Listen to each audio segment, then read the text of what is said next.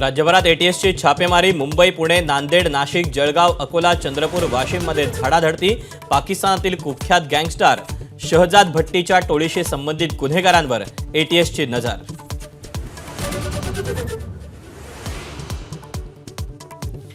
सर्व मंत्री आणि अधिकाऱ्यांनी परदेश दौरे रद्द करा. मुख्यमंत्री देवेंद्र फडणवीसांचे सर्व अधिकारी आणि मंत्र्यांना आदेश. पंतप्रधानांच्या आवाहनानंतर मुख्यमंत्र्यांचा मोठा निर्णय.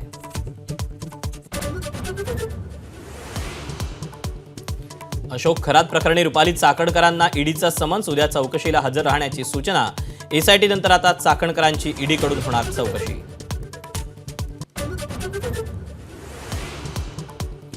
निदा खानला आश्रय देणारा नगरसेवक मतीन पटेलच्या घरावर संभाजीनगर मनपाचा बुलडोझर. ऑफिसवरही हातोडा तर नगरसेवक पदावरही गंडांतर येण्याची शक्यता.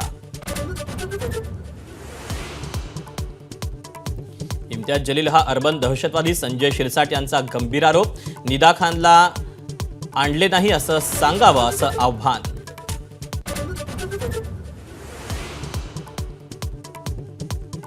नीट पेपरफुटी प्रकरणाचं महाराष्ट्रातील नाशिक, पुणे आणि लातूर कनेक्शन समोर.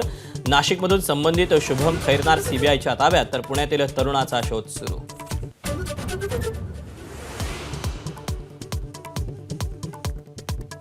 बारामतीत पुन्हा विमान कोसळलं. रेडबर्ड कंपनीच्या शिकाऊ विमानाचा अपघात. अजित पवारांच्या विमान अपघात झालेल्या ठिकाणीच दुर्घटना.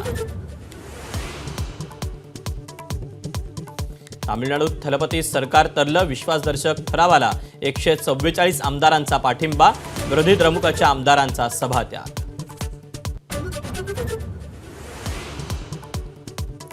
अखिलेश यादवांचे सावत्र भाऊ प्रतीक यांचं 38व्या वर्षी निधन. मृत्यूचं कारण स्पष्ट. पोस्टमॉर्टम रिपोर्टची प्रतीक्षा. एबीपी माझा, उघडा डोळे बघा नीट.